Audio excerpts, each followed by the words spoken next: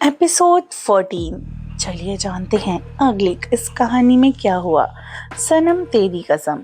तो पिछले भाग में आप सभी ने सुना कि रूह गुफा में एक अजनबी लड़के को दिखती है जो पानी में जंजीरों से बंधा हुआ होता है, पर पता नहीं क्यों उसे देखकर रूह को लगता है जैसे वो उसे पहले से जानती हो।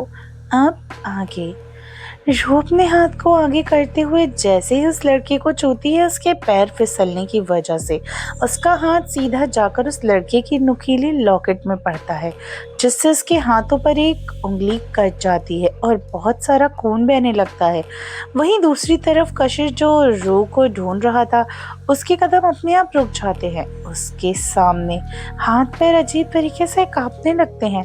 उसे अजीब सा लगने लगता है। वो घुटनों के बल वहीं बैठ जाता है, फिर जल्दी से चांद को देखता है और उसका चेहरा चमकने लगता है। वो कहता है, तो क्या क्या आज का दिन वो काली रात है जिस दिन मैं नहीं रहता। उसकी तबीयत और बिगड़ने लगती है। नहीं नहीं, मैं यहाँ नहीं रह सकता। मैं कैसे भूल सकता हूँ आज का दिन। अपने आप को संभालते हुए दौड़ता हुआ जंगल के अंदर जाने लगता है। नहीं नहीं, मैं यहाँ नहीं, ऐसे नहीं हो सकता। वो तेजी से भागता है। इधर बारिश पूरी तरीके से रुक चुकी थी। नसरोजी अपनी टीम को कहती हैं, अब हमें बिना टाइम गवाए उस लड़की को ढूंढना ही होगा, क्योंकि रात और भी काली हो चुकी है। समय निकलता जा रहा था। उस वक्त रात के 12 बज रहे थे। चारों तरफ घनघोर अंधेरा छाया हुआ था। पत्तों की सरसराहट की आवाजें आ रही थी, हल्की हवा भी चल रही थी और होआचोई के लंबे लंबे पेड़ भी खतरनाक दिखाई दे रहे थे, जो किसी भी आम इंसान की रूह को कपा दे।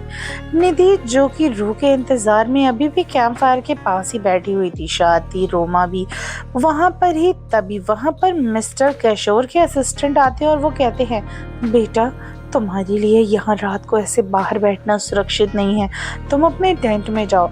वहीं निधि कहती है, मेरी दी अभी तक नहीं लौट आई, मैं उनका वेट कर रही हूँ। रोमा कहती है, जी सर, हमारी दी अभी तक नहीं आई है, हम कैसे यहाँ से चले जाएं? हम यहीं रात भर उनका वेट करेंगे। मिस्टर सूर्य समझाते हुए कहते हैं, देखो मिस रोजी अपनी टीम को लेकर तुम्हारी बहन को ढूंढने के लिए गई हैं। वो जल्दी उसे लेकर जरूर वापस आएंगी। तब तक तुम्हें इंतजार करना ही होगा और अपने टेंट के अंदर जाकर करो। ये जगह सुरक्षित नहीं है और कैंप की फायर भी अब बुझने वाली है। वहीं रू कहती है, वहीं उधर निधि कहती है, परवर कुछ नहीं। पीछे से आवाज आती है। वो कोई और नहीं बल्कि कुणाल था और कुणाल कहता है, तो मैं अपने टेंट में ही रहना चाहिए।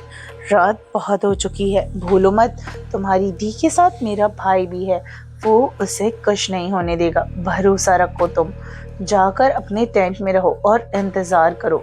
सुरेश भी दोनों को बहुत समझाता और काफी समझाने के बाद निधि और रोमा मानकर अपने टेंट के अंदर चली जाती है।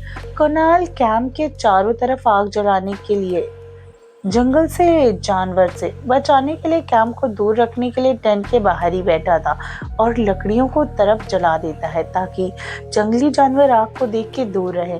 वहां जल्द से अपने मुंह को हाथ से ढकते हुए आसमान की तरफ देखता है और उसकी आंखों में अजीब सी तरह से चमक आने लगती है।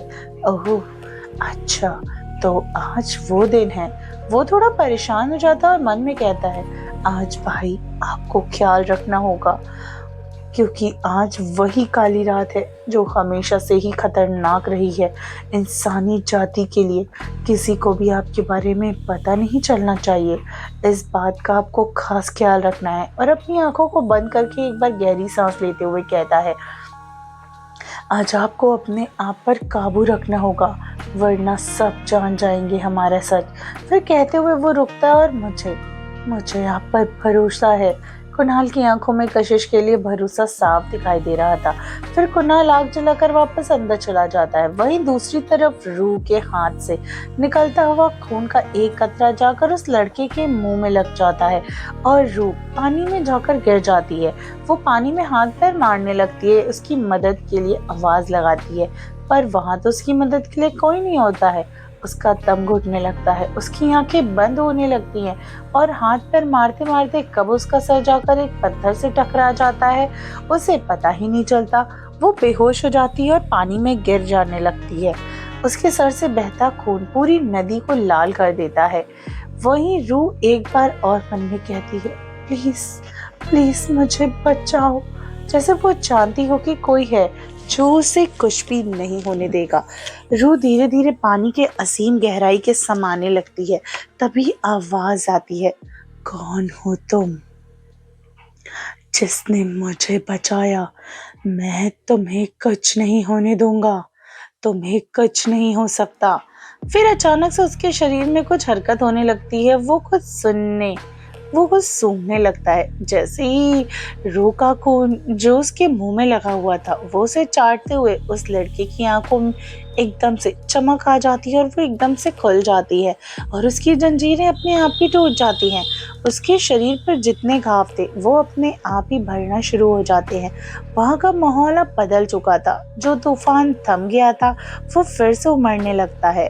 माहौल पिछली बार से भी ज्यादा बदतर हो जाता है, जैसे हवाओं में किसी के आने का संकेत, किसी ऐसी ताकत का जो कई सालों बाद किसी के कैद से आजाद हुई हो।